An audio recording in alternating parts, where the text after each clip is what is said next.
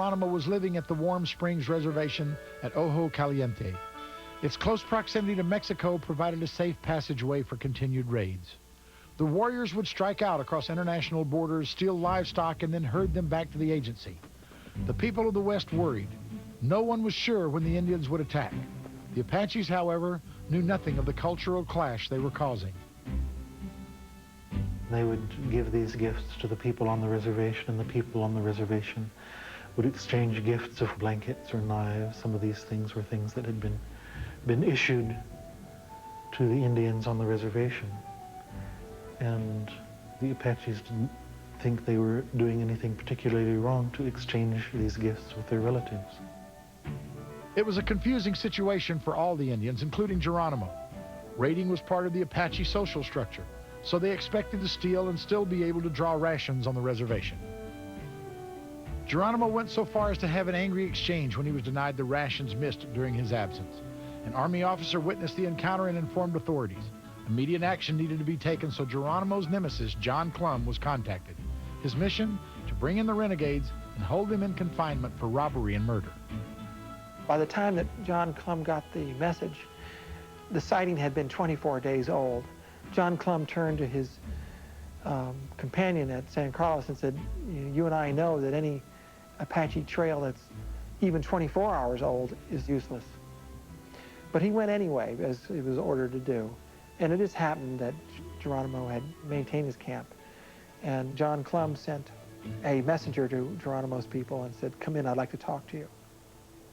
Geronimo and the renegades were unaware of the problems, so they took their women and children and rode to what they thought was a conference, not a confrontation.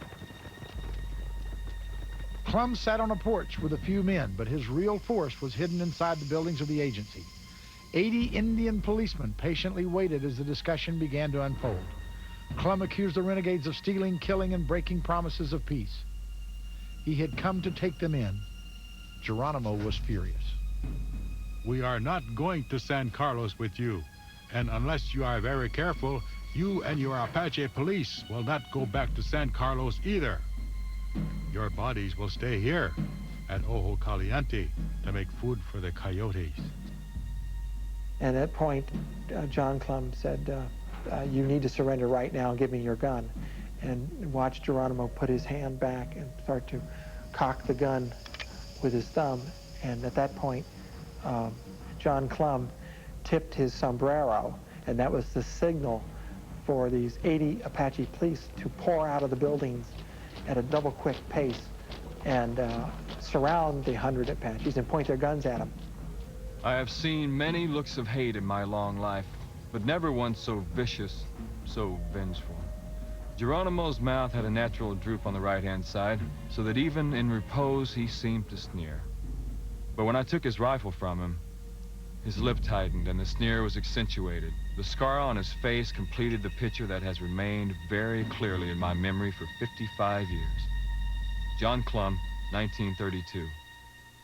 They succeeded in seizing Geronimo, shackling and ironing him, and taking him to San Carlos. The idea was they would turn Geronimo over to the civil authorities in Tucson, where he could be tried for murder.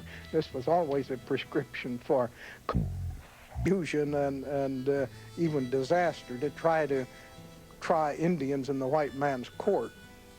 Geronimo was never tried in the white man's court, but the impact of this one incident would have a tremendous effect on the war leader. He would always remain aware of the white man's hatred toward him. In 1877, Geronimo was forced to obey the white man's laws. He and the other Apaches were forced to San Carlos, or what was known as Hell's 40 Acres. The Creator did not make San Carlos. He just left it as he found it. He did not do any work around there at all. Take stones and ashes and thorns with some scorpions and rattlesnakes thrown in, set the United States Army after the Apaches, and you have San Carlos. Owen Wister, photographer. San Carlos was a terrible place. It was in the Gila River bottoms. It was malarial. The soil was unproductive. The weather was beastly, summer and winter alike. And it was simply a place that nobody liked to live. Geronimo and his people hated San Carlos. You have to realize that he was forced to live among all kinds of Apaches, and some even non-Apaches. And they did not want to live with these people.